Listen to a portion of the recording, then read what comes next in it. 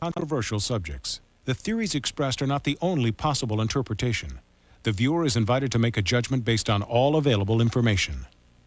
Tonight on Sightings, from the land that first celebrated Halloween, a Scottish castle that's terrorized locals for hundreds of years.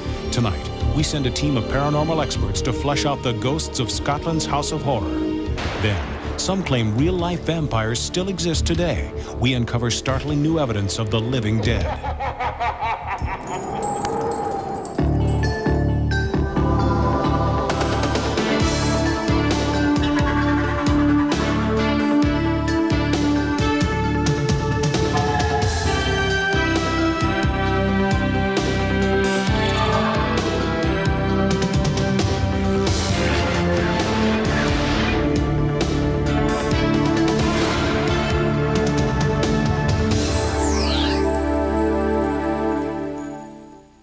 Welcome to a special Halloween edition of Sightings. I'm Tim White.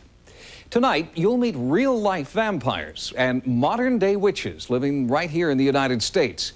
But first, Sightings travels to Stirling Castle, Scotland's reputed House of Horror. This Scottish castle is rumored to be the most haunted place on Earth. It's a fitting beginning, since the origins of Halloween can be traced back to Scotland in the 3rd century. Scotland, Ireland, and Great Britain were home to the Druids, an ancient people who began the celebration of the holiday we now call Halloween. The Druids believed that Halloween, actually New Year's Eve by their calendar, was the one night of the year when spirits, both good and evil, were allowed to roam the earth. You're out wandering around on the night on Halloween when the dead are coming back from the grave. You don't want them to recognize you because they might do something to you or they might take you back with them. Good spirits were welcomed into Druid homes with treats. The evil spirits were bonfires and frightening masks. Later, jack-o'-lanterns were used to keep away evil spirits, but these talismans aren't always successful. At Stirling Castle in Scotland, more than 1,000 people a year report seeing and feeling evil spirits, and not just on Halloween. In fact, since Stirling Castle was first built to defend the Scottish countryside in the 15th century, countless eyewitnesses have reported seeing ghosts, evil spirits, poltergeists, and demons. I saw a shadow, no face, just a dark shadow in the corner. When I looked back again, there was absolutely nothing. I've been walking around there at night and I felt a presence. I felt someone behind me. Wasn't exactly on the ground. She was kind of floating, but she had her face away from me. It definitely was a woman. Very scary. Makes you cold. I know what I saw. The best-known ghost in Stirling Castle is the Green Lady. And she is said to be the spirit of a servant maid who saved Mary, Queen of Scots, from death in 1661 when the bed curtains caught fire from a naked flame, a candle held beside the bed. Her spirit is said still to haunt Stirling Castle today. What we saw just at the corner of the graveyard, up at the foot of the castle wall, was a lady dressed in green. It seemed to be glowing. There were 7 or 8 of us ran up to see what was going on. I mean, covering 25 yards. There was nobody in either direction. I can't think of any other castle who actually has a photograph of one of the ghosts. And we have a photograph of a Highlander here, marching out of the castle. And you can see straight through him as he comes underneath the archway. We sent the photograph away and it was tested and it wasn't a double negative. It hadn't been superimposed on top of it or anything. So that's why we believe it was actually a picture of the ghost. Trying to make contact with ghosts at a site such as Stirling Castle can be approached in several different ways by both scientists and spiritualists. We brought 2 separate investigative teams to Stirling, each operating independently but both with the same end in mind: tangible evidence of at least some of the 100 ghosts rumored to live here. Internationally respected psychical researcher Tony Cornell came to Stirling from Cambridge, searching for scientific evidence. One thing about the whole psychic field is it's full of contradictions. You can go to one case and say, oh, this is absolute rubbish. This is imagination. This is nonsense. You go to another one and you get a pearl of information. You say, well, we can't ignore this. So I should think, really, I'd say there are such things as ghosts. I've never seen one. I'd very much like to see one. Perhaps I might see one tonight, you never know. Tony Cornell asked London's premier spiritualist medium, Glyn Edwards, to help him choose a good location for an overnight surveillance. There's something here. There's definitely something here. Here? What about over here? Not so much here. Not so much here. When we go out on an investigation, the kind of equipment we're taking is purely simply to confirm the physical presence of it. Is it in the mind of the person, or is it a real physical object? So what we do is we take equipment that will record any changes in the physical environment. Sound, sight, heat, geomagnetic changes, any form of electrical change, because we don't know what makes these things occur. So we want to know, if we leave this stuff behind, do ghosts then appear, or do they only appear because there's a human being there? Well, this is the kind of thing that we want to confirm with the instrumentation.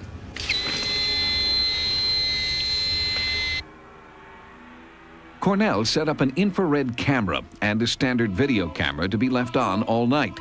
The next day, the video revealed nothing extraordinary, but the audio portion was startling.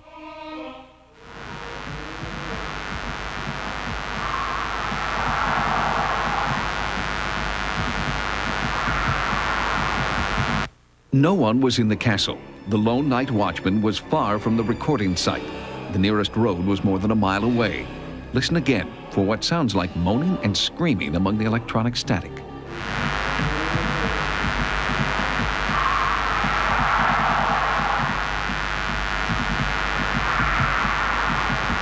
Could these be the ghostly voices of Stirling Castle's tortured dead? 2 days after the haunting sounds were recorded, Sightings brought in a second team, comprised of psychics and headed by paranormal researcher Malcolm Robinson. They hoped to find additional evidence of ghost activity. Their investigation took place near the recording site in the castle's old prison, called the Toll Booth. We go along and investigate these cases, speak with the people involved to ascertain if indeed there are something of a psychic nature happening. This group of psychic investigators uses a controversial and often dangerous technique called spirit rescue. In a rescue, the psychics attempt to become temporarily possessed by any spirits that may be present. They believe the tortured spirits inside them can then be released into another dimension. On this night, world-renowned psychic Rosemary Todlin claimed one ancient tortured spirit had entered her body. They were attacking me, they were bringing me back, they were attacking me, they were bringing me back. Rosemary appeared to be speaking as a centuries-old prisoner who had been tortured in Stirling Castle. While she was in her trance, other psychics attempted to liberate the supposed spirit from her and rid it from the castle.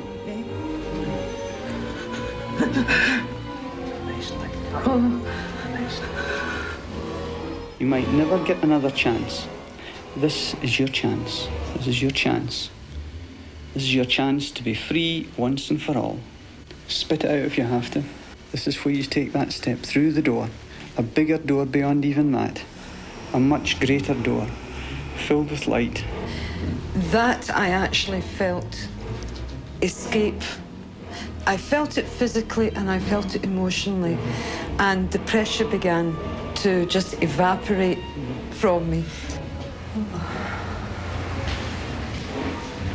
Do you feel that the spirit has been released then from this room? He's no longer here as far as I'm concerned. So you're quite sure of this? Yes. Yeah. He wanted out, and he got an out. He got that door that he wanted. Yeah. And there's no way he'd come back here. We know there were torture chambers in the Toll Booth. And indeed, if they followed the practice of the country at that particular time, and indeed over many, many years, then there's no doubt there were thumb screws and practices within that toll booth to force confessions from the unfortunate inhabitants. I think what we've had here is a little bit dubious. I mean, I get the feeling of, no, it's too melodramatic. Sincere, yes, but I don't think it was correct. But that's not saying that there aren't things in Stirling Castle. Of course there are, because many sane and sensible people have walked around and seen these things. There may be conflicting views on the merits of spirit rescue, but Malcolm Robinson and his team of psychics believe that there is now one less ghost in Stirling Castle, that they have relieved the suffering of one tortured spirit in Scotland's House of Horrors. Coming up next, some claim real-life vampires still exist today. We uncover startling new evidence of the living dead.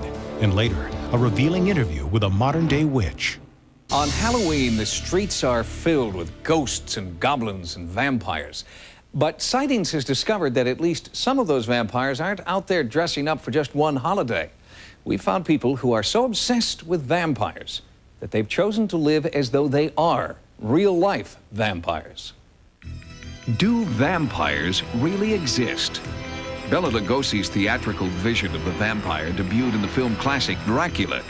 Lugosi is the most popular image that we have of the nocturnal beast that preys on the living. Our reaction is a mixture of fascination and revulsion as Dracula thirsts for human blood. Let me live, please! Punish me, torture me, but let me live! Bram Stoker's Dracula from Francis Ford Coppola is the newest of nearly 2,000 Dracula movies produced worldwide, evidence of our continuing fascination with the undead. The undead would be someone who is pronounced dead, and at certain times the dead corpse reanimates and goes out with a thirst for human blood. Recent studies by researchers at 2 major universities in the United States show that nearly half the adult population of the United States believe that the world of the undead, in some form, is real. And that same research shows that our obsession with vampires is rising dramatically. The vampire represents the darker side of human instinct. The vampire represents the semi-animal-like quality that is part of our nature, but which in the cultural process of growth and development, we have had to forego. Ordinary people go see vampires because they identify with a certain collection of characteristics that they don't live out, but which are ignited in what we would call their unconscious. The Dracula character in Bram Stoker's novel was based on the 15th century Romanian warlord Vlad the Impaler. Stoker took the ancient myths about this notorious killer and added elements of the supernatural. Rosemary, the historical Vlad the Impaler, he was not a vampire. Vlad Tepes was not a vampire. He was a real person, a 15th century Wallachian warlord who was a very cruel and despotic man. And Bram Stoker took him as the historical model for Count Dracula. There's only one existing account of him drinking blood, and it was the blood of one of his impaled victims. So this does not make him a vampire. Do you really believe, Rosemary, that there are vampires, real vampires? I do believe in the possibility of real vampires. I would call a real vampire a non-physical being, perhaps the spirit of a dead or some other kind of being that would attack the living during the day or the evening, almost what we would call a biting poltergeist. Around the world, there are many cultures that believe that there are individuals who can fly out at night in some form. There is certainly a possibility that there are many other forms of energy, many other forms of power that we just don't understand, that may form the basis of the vampire legend and may actually form some kind of power for real vampires. As people grow more frightened, and as the normal structures of life, society, economics become more uncertain, people get very fascinated by the supernatural. And I would place vampires in a class like that.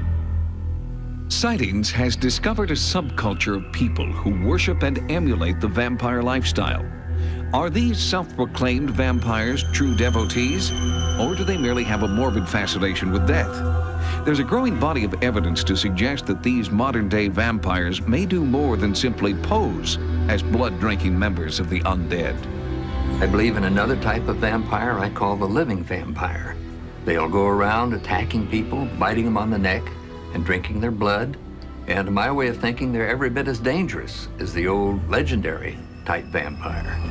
In Chicago, Sightings met one member of the vampire subculture who insists he is a real-life vampire. Most people consider me a vampire because I'm a blood drinker. I use blood to ensure my immortality in this world. Vlad is a very interesting vampire. He's not quite like any other vampire that has ever contacted me, that I've ever studied. Vlad believes that there is a special kind of reaction he gets from the small amounts of blood that he takes. Blood has a lot of powerful symbolism and has since ancient times. It's the life force, and anytime you consume the life force, then you enhance your own vitality. And blood also has an erotic aspect to it as well.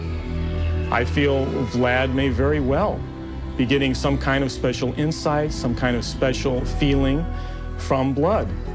Did any of the people you spoke with claim to be dead people who were kept alive by drinking blood? None. In fact, almost all of them apologized for not being dead. Vlad's lifestyle may seem more theater than reality, with his $1,000 handmade porcelain fangs and sculpted coffin. But the practice of blood drinking is not an act. Vlad believes it's proof of his commitment to vampirism. But to outsiders, it appears as nothing more than a desperate attempt for attention. What I do and why I've done it is my, I really don't care if any of you believe it or not. That's your problem. Our long-standing fascination with vampires is well documented, but few people have carried out their fascination, drinking blood and living as vampires. What sends someone over the edge? Is it simply a need to stand out from the crowd? A deep-rooted desire for immortality? Or an unnatural need to participate in a world of evil? To dream about vampires, to be attracted to vampires, for the culture to thrill to the idea of vampires is simply nature.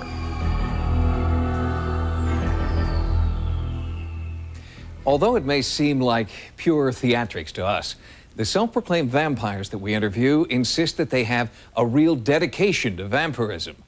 Behavior experts argue that their dedication could be masking a psychological disorder, and they're asking the question, what deep need are people like these fulfilling by drinking blood and living as vampires? Coming up, a startling sightings report on witches in America. Do they exist in your town, and do they threaten your family? A revealing interview with a real-life witch, next. The Salem witch trials were a notorious part of our Puritan past, but witches and witchcraft are still alive and well in America today. Modern-day witches are a far cry from the evil broomstick-riding hags of popular culture. Today's witches are eager to dispel the myths that have plagued what they consider to be their religion. If you're looking for pointed hats and green faces, you'll have better luck at your front door handing out Halloween candy to the neighborhood kids. Selena Fox and her followers are the real thing, witches who make a point of celebrating nature instead of casting spells and concocting evil curses. Calling herself a Wiccan priestess, from the Old English word Wicca, meaning witch or wizard, Fox practices what she calls a religion from rural Iowa County in Wisconsin. But the intolerance she finds today is not so different from that of the citizens of another small community 300 years ago, Salem, Massachusetts. There was an accepted form of religious and political practice. Those who deviated from that, especially women who were outspoken and independent, were killed. Here in Salem in 1692, 19 people were hanged, and one man was pressed to death because he would not plead guilty or not guilty. William LeBoy heads up the Essex Institute Library in Salem, which houses hundreds of actual court documents from the witch trials. Based on weak testimony supplied by hysterical witnesses, over 200 citizens of Salem were accused of being witches. Petty jealousies, land disputes, grievances held for decades would all be brought into play. I think the underlying context for what happened was fear. When fear is the fundamental emotion, you can expect irrational behavior. And when you get a group acting irrationally, watch out. Joining us now from her farm in Black Earth, Wisconsin, is Selena Fox, a modern-day witch who prefers to be called a Wiccan minister. Selena, welcome to Sightings. Thanks, Tim. Happy Halloween. And happy Halloween to you, too. Selena, do you mind being called a witch? I've used the word witch to describe myself and my practice of Wiccan spirituality, but I also use some other terms that are perhaps more specific about what I do. Wiccan minister is one, nature priestess is one, and those terms are more specific about the kinds of things that I'm involved in, which is spiritual ministry. What do you think is the biggest misconception that most folks have about witches like you? We are not involved with Satanism or the practice of evil. This is against our values, our ethics. Certainly back in the early days in Salem, witches were persecuted. Does that persist? Is there persecution now? Persecution has not ended in America and other parts of the world for people that are involved not only in witchcraft, but other nature religions. I would like to see persecution and intolerance against our people end. Most people have stereotypes, Selena, about witches, people like you. Where do those stereotypes come from? Some of the stereotypes that we have today around the word witch really come right out of Wizard of Oz. The word witch is being used by people who are practicing a religion that do not look in any way like the Wicked Witch of the West and certainly don't have those kinds of practices.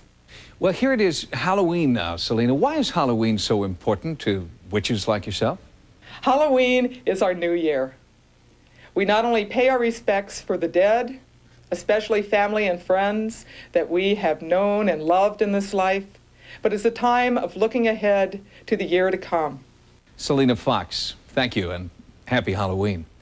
We'll be back with more sightings in just a moment. To report your paranormal experience, call the Sightings hotline at 1-900-740-SIGHT. That's 1-900-740-SITE. Each call 75 cents a minute. Average call lasts 2 minutes and you must be 18 years or older. Again, the Sightings hotline is 1-900-740-7483. Join us next time for new investigations into the unexplained. For Sightings, I'm Tim White. Good night. Tomorrow, witness a high-speed chase more exciting than anything you've ever seen in the movies because it's real.